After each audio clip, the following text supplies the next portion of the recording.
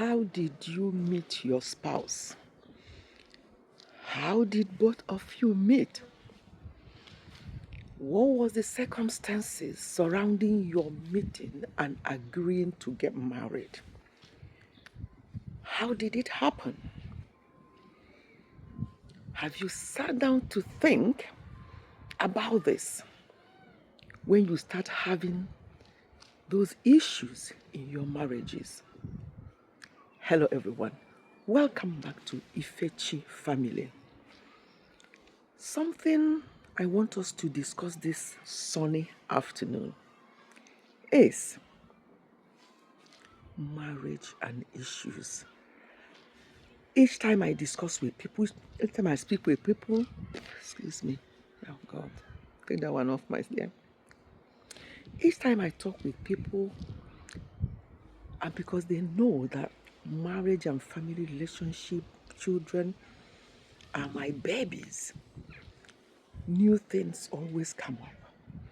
And some of the things that come up are consistent.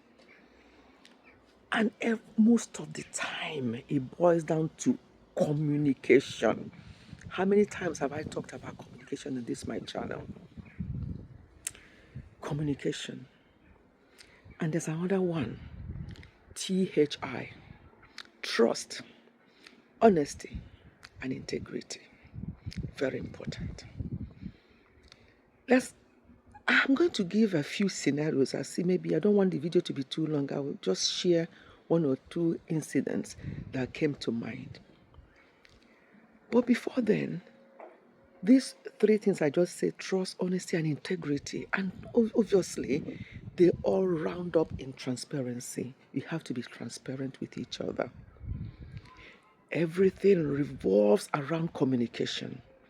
So if you don't communicate with your spouse in a place of oneness, togetherness, you're going to fail. It's not going to work. No superiority. Well, I'm your superior. I'm more learned. I'm the man of the house. Oh, I'm your queen. You should treat me like one. And so on and so forth. Let me shock you. No pastor, no parent, no friend can resolve your issues unless two of you, once you're married, two of you, unless you decide to resolve your issue yourself. You can go on any kind of counseling and talking with people about issues, but if you don't decide, because you know where your problem started. Sometimes when people go to share some things with people, they don't bring out the whole thing.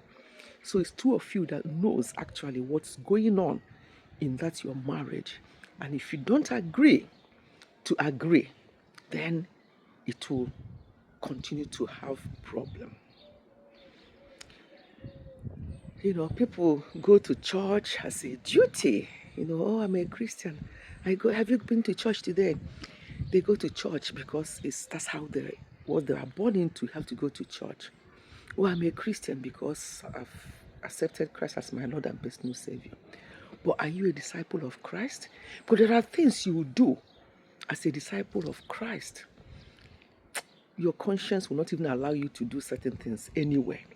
So it's very important that you search yourselves, decide what you really want in that marriage. How did you meet your spouse? And that brings me to the first thing I want to say. A woman was challenging her husband or suspecting him of, people call it cheating, of committing adultery. And the man, no remorse at all. What do you mean? Have you forgotten how we met? Was it not because you came into my life and took the other woman away from me? And that's how and before you know it, you became pregnant and I married you. Have you forgotten? So what do you mean? You know, asking me that kind of silly question, where have you been and what is going on? Have you forgotten how we met? So the woman was, but it doesn't matter. We are now married. It's very important. Marriage is not friendship. You have to be very, very sure of what you are getting into.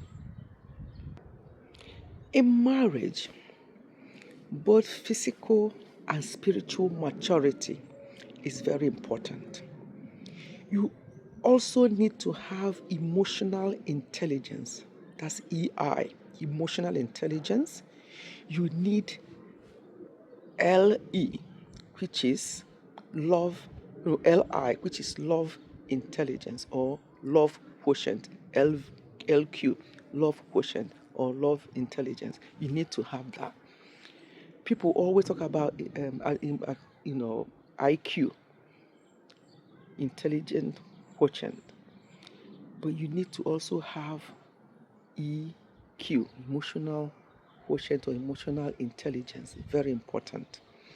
So that when issues arise in your marriage, you will be able to deal with them. Some people come into marriage.